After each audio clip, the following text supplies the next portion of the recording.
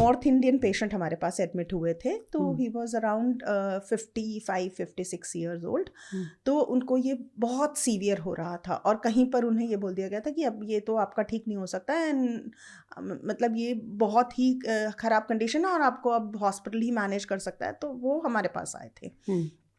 तो जो हमारे डॉक्टर थे, उन्होंने, जो स्किन स्पेशलिस्ट थे, उन्होंने डाइटिशियन को बोला कि इनकी आप एलिमिनेशन डाइट चालू कीजिए। तो जब हमने क्या किया कि हमने धीरे धीरे जो हमें ट्रिगर फैक्टर्स मालूम है, जैसे कि मैंने बोला कि वीट है, गेहूं है, ग्लूटेन रहता है जिस चीज़ों में, वो चीज़ें मैं अपने दर्शकों को बताना चाहूँगी कि ग्लूटेन एक तरीके का प्रोटीन है और हमारी बॉडी में प्रोटीन जो है वो इम्यून सिस्टम को ट्रिगर करता है।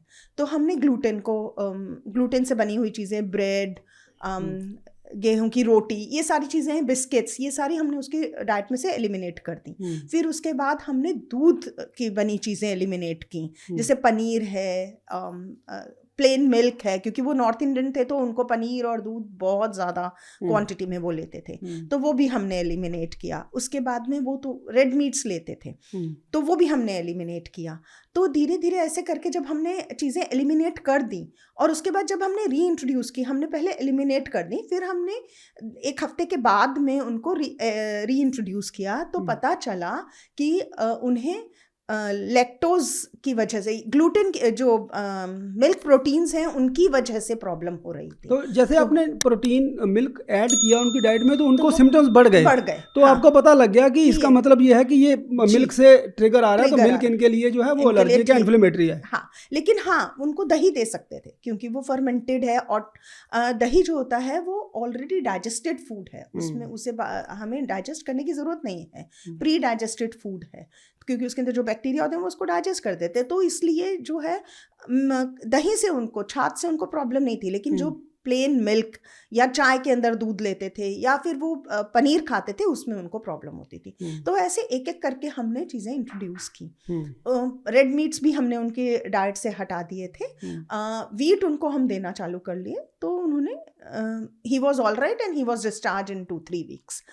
इसी तरह से एक फॉरेनर थे, अफ़गानी पेशेंट थे, तो वहाँ के लोगों को तो गोश्त के अलावा वो लोग कुछ खाते नहीं हैं, तो लेकिन हमें अब एलिमिनेशन डाइट बोली थी, तो हमने उनकी डाइट से जो भी ट्रिगर फैक्टर्स हैं उन्हें एलिमिनेट कर दिया।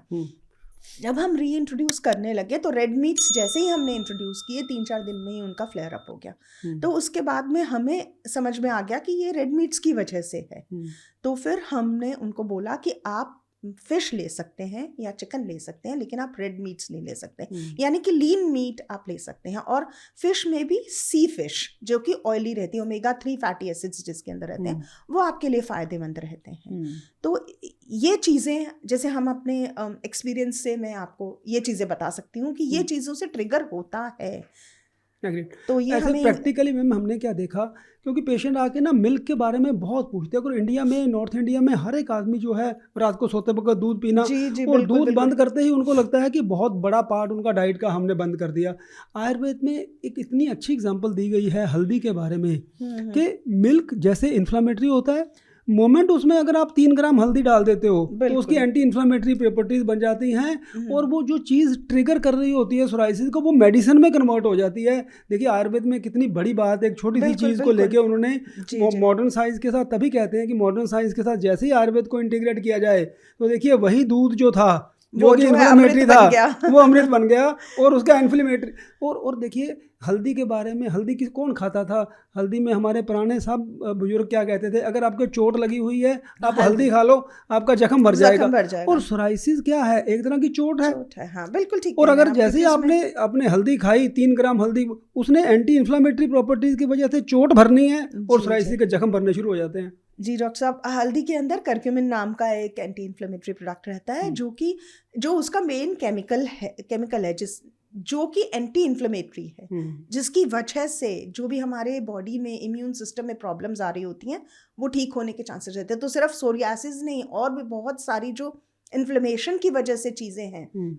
हमारा आज की तारीख का लाइफस्टाइल ऐसा है, हम ऐसी चीज़ें ले लेते हैं जिससे हमारी बॉडी के हर एक सेल में इन्फ्लेमेशन शुरू हो चुकी है, और वो एक कारण भी है कि कई सारी चीज़ों से एलर्जीज हो रही हैं, इन्फ्लेमेशंस हो रही हैं, और सोरियासिस भी उसी चीज़ का एक एलर्जी का पार्ट। और हम कितने लकी हैं इंडिया में कि हमारी हर एक सब्जी के अंदर हम लोग हल्दी डाल रहे हैं। अभी मेरे पास यूएसए से पेशेंट्स आते हैं क्योंकि वहाँ पर उनकी डाइट में हल्दी नहीं होती।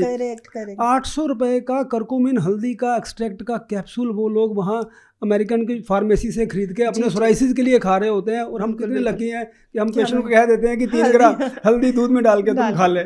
बिल्कुल ठीक कह रहे हैं। ये हमें सप्लीमेंट की तरह भी कई बारी देना पड़ता है। मुझे मालूम है आप लोग ये सप्लीमेंट्स में भी देते हैं करक्यूमिन, क्योंकि ये एक इफेक्टिव है एज एंटी इन्फ्लेमेटरी ट्रीटमेंट।